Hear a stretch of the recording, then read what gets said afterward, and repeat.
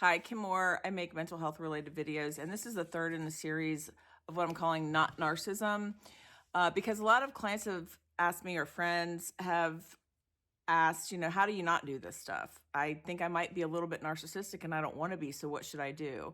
And so after looking on YouTube and not finding anything really specifically to help with people that are kind of identifying with this problem and saying, I don't want to be this way, what should I do? I couldn't find anything, so I'm hoping that the last two videos and this one will be helpful.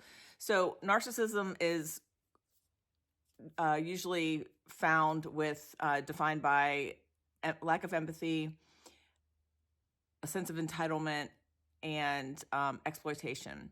So we talked about empathy and entitlement. Now we're going to talk about exploitation. So what is it? Really simply put, it's using others for selfish gain, being unfair, taking advantage of others, trying to benefit from other people, selfishly oriented, not playing fair, not looking at, is this something that all the people of the group or both members of this party are benefiting by? And you see how our world teaches us not to be this way. We have an overdeveloped sense of wanting to win and too much competition. If you're not first, you're last. And a lot of people who play team sports or compete in different arenas do this and have all kinds of rewards attached to it. And so it's hard to know how to stop that in our personal and intimate emotional relationships.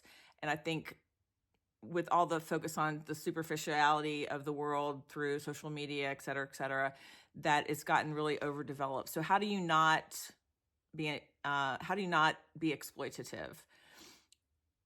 Simply try not to be transactional, not just exchanging tit for tat, but thinking about the relationship, thinking not just about here and now, but looking at what has gone on in the past, to lead up to this. How am I feeling with more depth and more breadth? How is the other person maybe thinking and feeling and experiencing this situation and me in a deeper and a broader way? People who have personality disorders can't learn from experience and tend to always be just focused on today and now and the here and now moment. And I've seen with a lot of athletics and people that are really good in many other categories, corporate success, that team sports, it overdevelops the sense of next play and winning to the detriment of some of these things that we're talking about here. So it's hard to know how to do this because there aren't a lot of systems and business opportunities and things in the world that teach us how to do this. So if you're watching this video, I applaud you at trying to improve yourself and taking a look at this. And by that very nature, you already are doing well at trying to improve yourself. It's hard to say that I want to be different. And so good for you for trying. Another thing is that we need to care about others as much as we care about ourselves, to not be exploitative, not trying to look at, what can I get from this person? What can I get out of them? But thinking how to be fair, how to play fair, how to share. Outright asking, does this feel fair to you?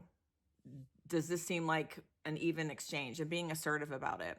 And fundamentally developing internally the wish, the desire, and then the practice, the embodiment of behaving in the world, with integrity, asking, what kind of person do I want to be? What do I want people to say behind my back when I'm not around? You want them to say that you are kind and courteous and compassionate and creative and all those great words that Dr. Richard Schwartz talks about and that Jesus taught us and other spiritual leaders have said, when we live in communities, we've got to behave with integrity. We can't just think about ourselves.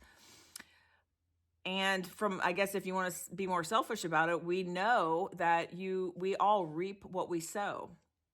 So if you're putting that out there, you're going to get it back. What goes around comes around. So not being exploitative is a better skill for the long term. Not trying to win just in every moment, but thinking, is this sustainable? And exploitation is not sustainable. I hope these videos have been helpful to you. I have more to come, and I appreciate you listening. Let me know what you think.